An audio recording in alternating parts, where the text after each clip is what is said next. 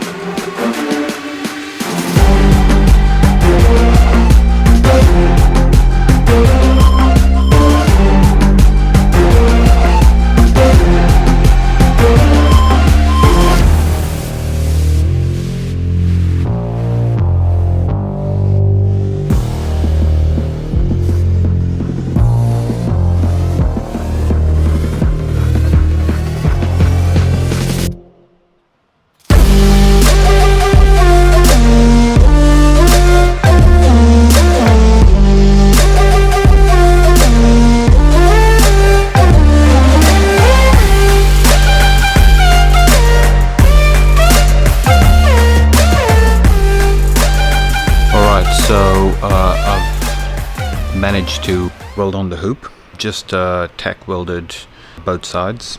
I haven't done the bottom yet, just because I'm not an expert when it comes to welding, so I thought I'd leave that for now as it is, because once the bike is complete I'm going to strip everything apart and then I'll flip the frame upside down. Then it's going to be easier for me to weld the bottom.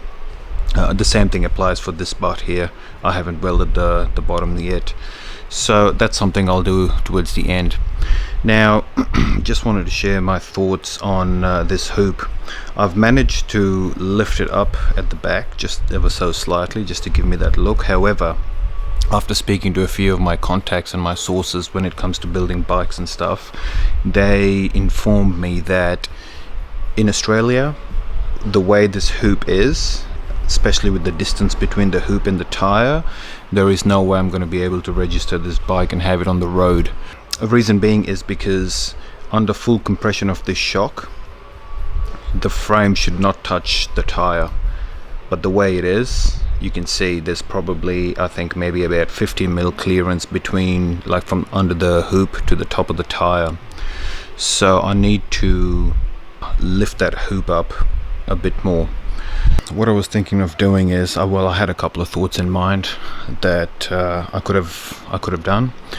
The first option is replace that shock and get something a little bit longer, but then that defeats the purpose of having that shock in the first place. The second option was to remove the mounting point where the shock bolts into the frame, to remove that piece and extend that down a little bit, which will eventually lift the bike up a little bit. That's another option.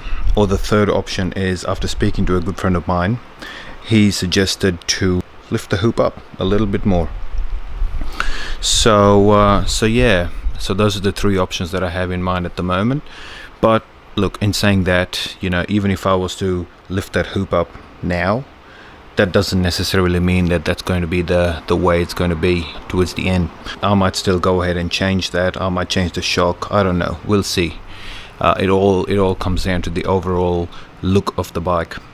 For now, just to finish this 3-part episode for the frame modification, I'm gonna go down that path and lift this hoop up a little bit more. How I'm gonna do that is just gonna use the angle grinder with a cutting disc and make a few lines across this bar and the other side, and then gently tap it underneath with the hammer, which will basically lift that hoop up like that. So fingers crossed it turns out alright, and we'll see how we go.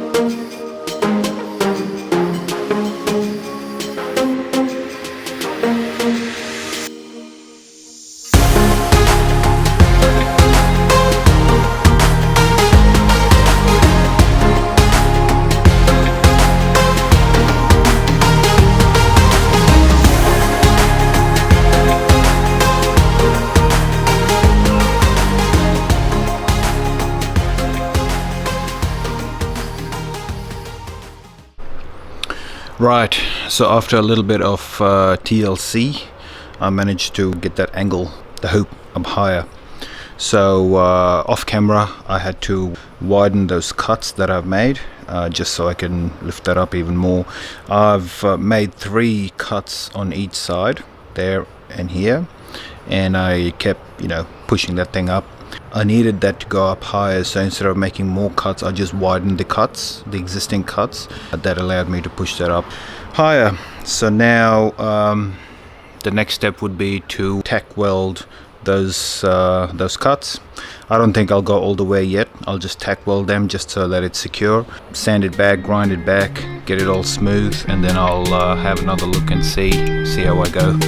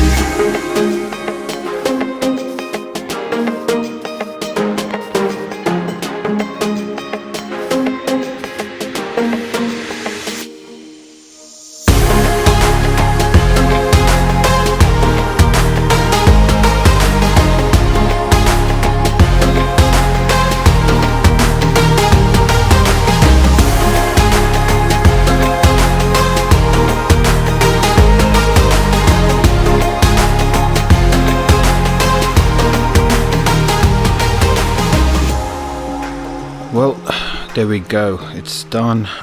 The welds have been grinded back, made it as smooth as possible. I'm pretty happy with the way it looks. I even like the kickback at the back. Kickback at the back, wow. Anyway, moving on.